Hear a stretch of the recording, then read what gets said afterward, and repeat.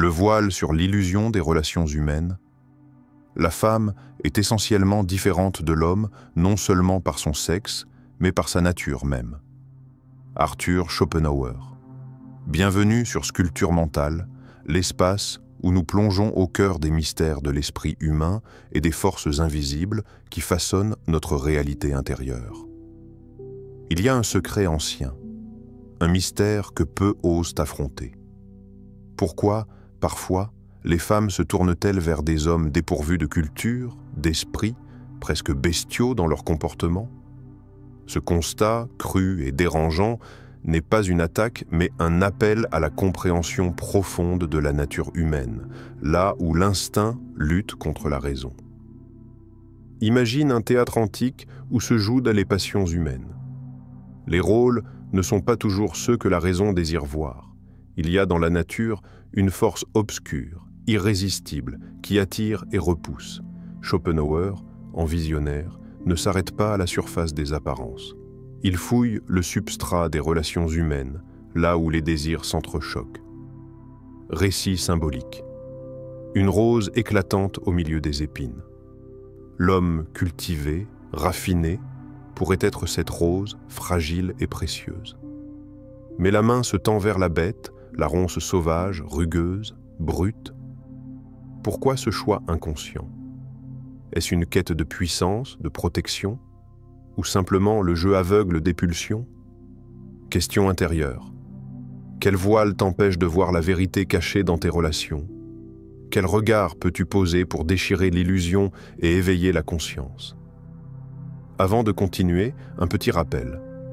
Abonnez-vous à la chaîne pour ne pas manquer nos prochaines vidéos.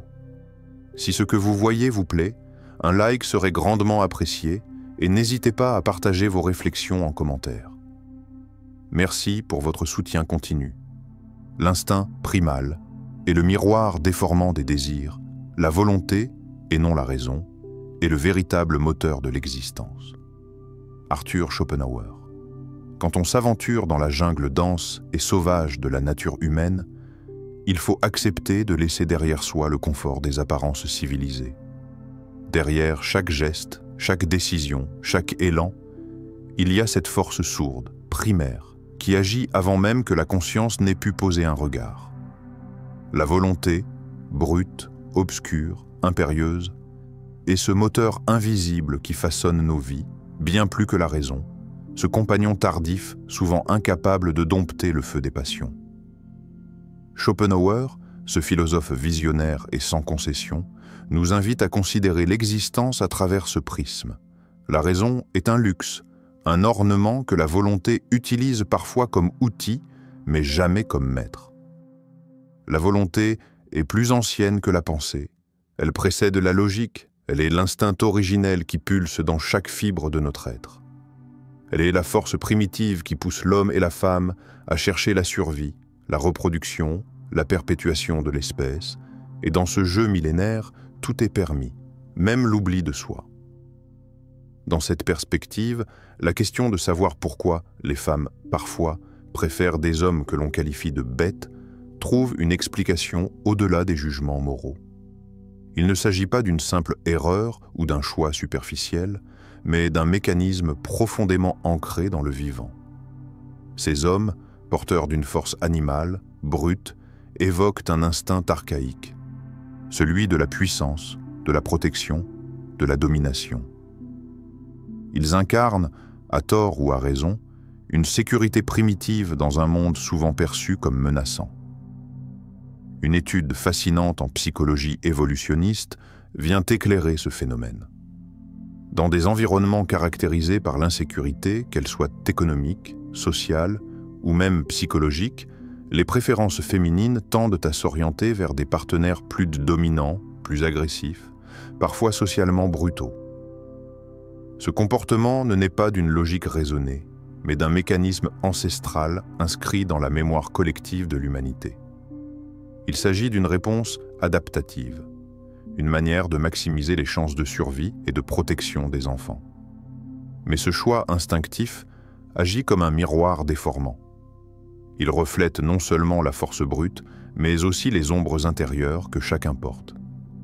Cette attirance masque souvent une peur fondamentale, celle de la vulnérabilité. La peur de s'ouvrir à l'autre, de dévoiler ses blessures, ses failles, son authenticité profonde. La peur de l'intimité qui dérange, qui fragilise, qui exige un courage immense. Ainsi, ce que Schopenhauer dévoile, c'est que ce choix apparemment primaire est en réalité une danse complexe entre l'instinct et la conscience, entre le désir de puissance et la peur de la faiblesse. La femme, attirée par la force animale, peut inconsciemment fuir cette part d'elle-même qui réclame douceur, tendresse et acceptation totale. Elle se réfugie dans un masque, un bouclier, qui protège autant qu'il enferme. Le spectacle de cette dynamique peut sembler paradoxal. Comment peut-on préférer la bestialité, la brutalité, alors que l'être humain aspire profondément à la connexion, à la compréhension, à la lumière intérieure? La réponse réside dans la profondeur même de la psyché humaine. Ce n'est pas un rejet de l'amour, mais un rejet de ce qu'il expose, notre propre fragilité. Imagine un lac calme en apparence, dont les eaux troubles cachent un tourbillon puissant. Cette surface paisible est ce que nous montrons au monde, mais sous cette couche, les pulsions primitives tourbillonnent, prêtes à s'emparer de la barque du contrôle. C'est dans ce chaos intérieur que la volonté prend le dessus, dictant des choix souvent contradictoires avec la raison. Cette volonté ne se manifeste pas seulement dans les relations amoureuses, mais dans toute la complexité des interactions humaines. Elle est le moteur de nos passions, de nos colères, de nos désirs les plus intimes. Elle échappe au langage, à la logique, et ne se laisse apaiser que par une forme de connaissance plus profonde, celle de l'intelligence émotionnelle, de la conscience éveillée. Mais la raison n'est pas absente. Elle arrive toujours, parfois trop tard, comme un chevalier fatigué qui tente de maîtriser un dragon déjà enflammé. Elle cherche à déchiffrer les motivations cachées, à poser des mots sur des élans chaotiques, à créer de l'ordre dans le tumulte. Il s'agit là d'un défi de taille. La conscience organisée doit apprendre à dialoguer avec cette volonté obscure, à l'apprivoiser sans la nier, à en extraire la force sans se laisser consumer. Pour la femme qui se trouve prisonnière de ce miroir déformant, le chemin est ardu. C'est une invitation à plonger au cœur de ses propres peurs, à reconnaître la part animale en elle, et surtout à se libérer du cycle où la peur commande les choix. Quelle part de toi reste encore captive de ces instincts archaïques, de cette peur viscérale d'être vulnérable, authentique, entière? Quel regard peux-tu poser sur ces désirs contradictoires qui t'animent? Es-tu prête à accueillir la raison et l'intelligence émotionnelle dans cette danse complexe de la vie? Comprendre cette dynamique n'est pas un jugement, mais une ouverture. Une clé qui permet de sortir de l'ombre, d'éclairer les mécanismes cachés et peut-être d'amorcer un vrai changement. La nature humaine est une œuvre complexe faite de lumière et d'ombre où la volonté lutte sans cesse avec la raison. Ce n'est qu'en accueillant cette dualité que l'on peut espérer transcender les schémas anciens, ces cycles qui nous enferment. Dans cette première exploration, nous découvrons que l'attirance vers ce que l'on qualifie de bête n'est ni un caprice ni une faute, mais l'expression d'une force primitive qui réclame reconnaissance, compréhension et surtout transformation. La culture comme arme contre la bestialité, l'homme est la seule créature capable de désirer, de souffrir et de créer un monde à partir de sa volonté. Arthur Schopenhauer. Au cœur de l'expérience humaine réside cette tension constante, cette dialectique entre l'instinct primal et la pensée élaborée, entre la force sauvage et la sagesse apprivoisée. Là où la nature livre sa part brute, la culture offre un refuge et une arme, un moyen de transcender les pulsions animales pour élever la conscience. La culture n'est pas un simple décor. Elle est la structure profonde qui façonne le monde intérieur et extérieur de l'homme, un acte de volonté qui repousse le règne du chaos. Schopenhauer nous rappelle que l'homme est unique dans sa capacité à désirer avec conscience, à souffrir de sa condition et surtout à façonner un univers symbolique chargé de sens et de règles. Cette faculté est ce qui le distingue radicalement de la bête. Pourtant, elle n'est jamais acquise une fois pour toutes. Elle exige un combat, une vigilance constante. Car la bête, cette part instinctive, est toujours là, tapie dans l'ombre, prête à surgir quand la conscience faiblit. Ce combat intérieur, souvent inconscient, est l'essence même de la condition humaine. Le dépassement de la nature bestiale ne signifie pas sa négation ni son rejet violent. Il s'agit d'un art subtil, d'une alchimie où la force sauvage est reconnue, respectée, puis sublimée. La bête devient alors une énergie vitale, une puissance à canaliser et non une menace à éliminer. Pour les femmes comme pour les hommes, ce défi est central dans la qualité des relations humaines. La bestialité non maîtrisée engendre la destruction. Elle brise, elle soumet, elle réduit l'autre à un objet. Mais la culture, au contraire, ouvre un espace de dialogue, d'écoute, de respect mutuel. Elle crée un langage commun qui dépasse les instincts pour bâtir une véritable communion. Prenons un symbole puissant, l'homme-lion. Noble et féroce, à la fois roi et guerrier, il incarne cette dualité essentielle.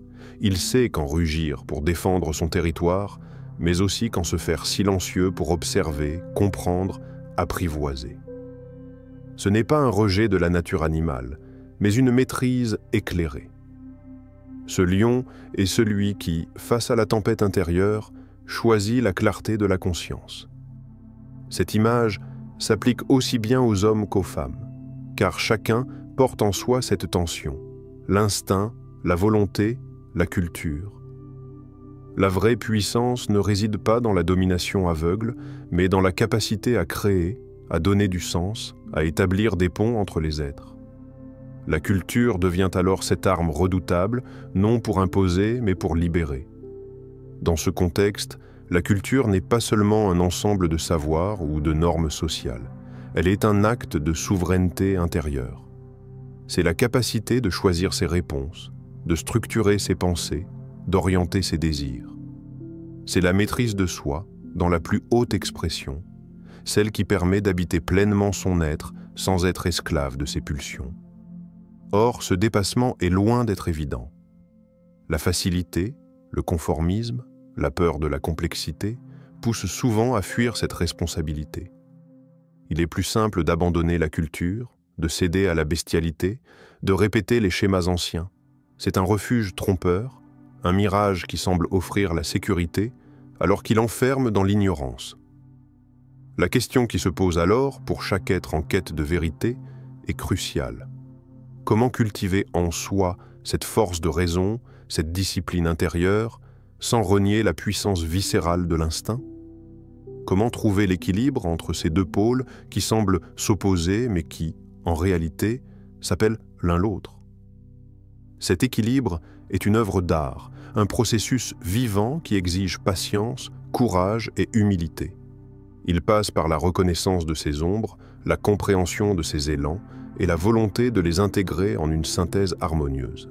Dans les relations, cette culture partagée devient un véritable pont. Elle permet de dépasser les conflits, d'éviter la violence des pulsions non maîtrisées, d'établir un dialogue authentique. C'est là que réside la clé d'une connexion profonde, où la bestialité n'a plus sa place, car elle est remplacée par la force d'une conscience éclairée. Cette force ne s'oppose pas à l'instinct, mais l'englobe, le transforme. Elle donne sens à l'énergie brute, elle canalise le feu intérieur pour créer, pour bâtir, pour aimer. C'est l'essence même de la culture humaine, une puissance de transformation. Alors, que cherches-tu à bâtir en toi? Quelle harmonie veux-tu sculpter entre la raison et l'instinct? Quelle forme prendra cet homme lion, noble et féroce, qui sommeille en toi? Ces questions sont des invitations, des appels à l'exploration intérieure. Elles ne promettent pas de réponse facile, mais ouvrent la voie à une véritable métamorphose. Le piège de la dépendance émotionnelle et la renaissance de la souveraineté, La souffrance est le chemin obligé de toute volonté qui veut s'élever. Arthur Schopenhauer. Il est des chaînes invisibles, des prisons sans barreaux, forgées dans les replis intimes de la psyché, que l'on porte sans savoir qu'on les porte. Ces liens subtils tissent la dépendance émotionnelle, cette condition où l'autre cesse d'être un partenaire d'âme pour devenir une béquille, un refuge illusoire. Ce refuge, parfois brutal, parfois séduisant, est la cage dorée dans laquelle tant s'enferme sans l'avoir choisi vraiment. Choisir la bête, c'est parfois choisir cette cage. Ce choix n'est pas nécessairement dicté par la conscience, mais par une peur viscérale, la peur de la liberté. Une liberté immense, souvent terrifiante, qui exige de se tenir debout seul, face à soi-même, sans filet. La dépendance rassure, apaise les tremblements de l'âme, mais elle étouffe l'essence même de la croissance. Dans ce piège, la relation ne libère plus, elle emprisonne.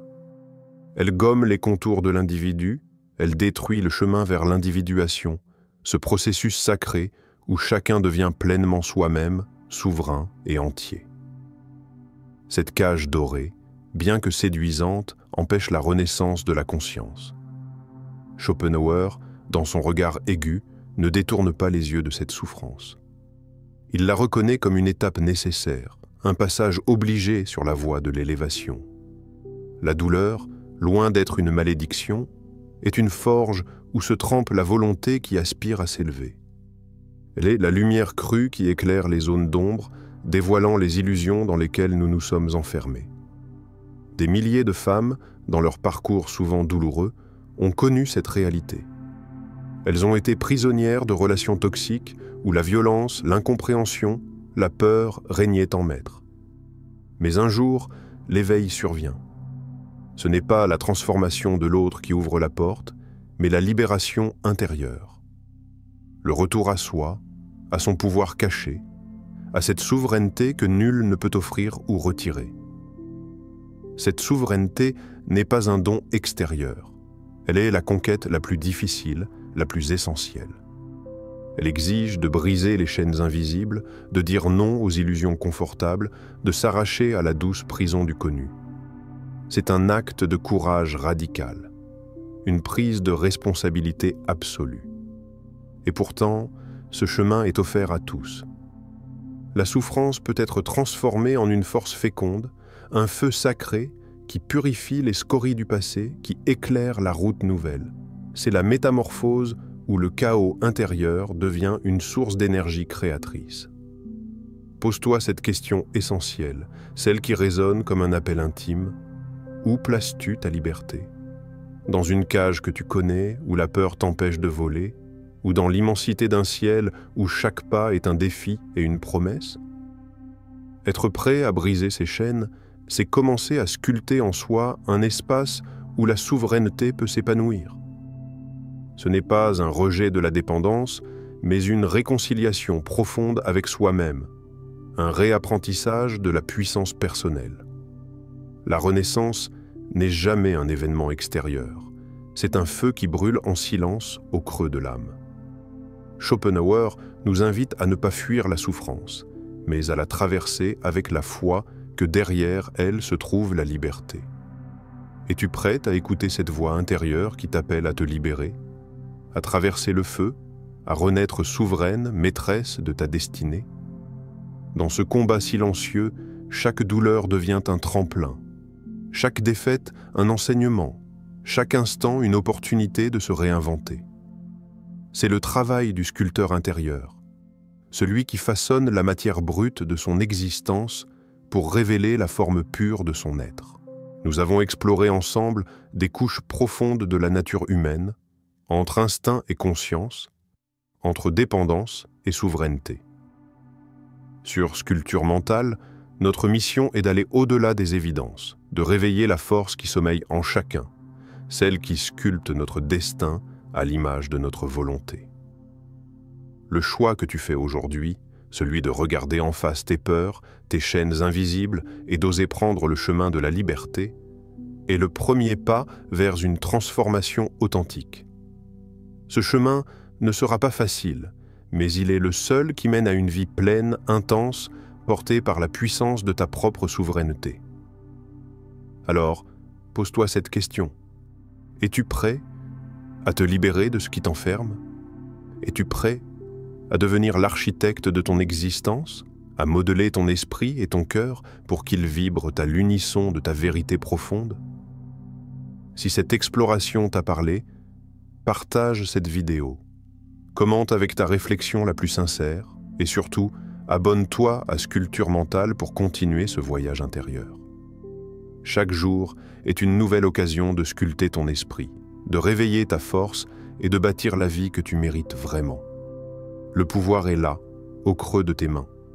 Il est temps de le prendre.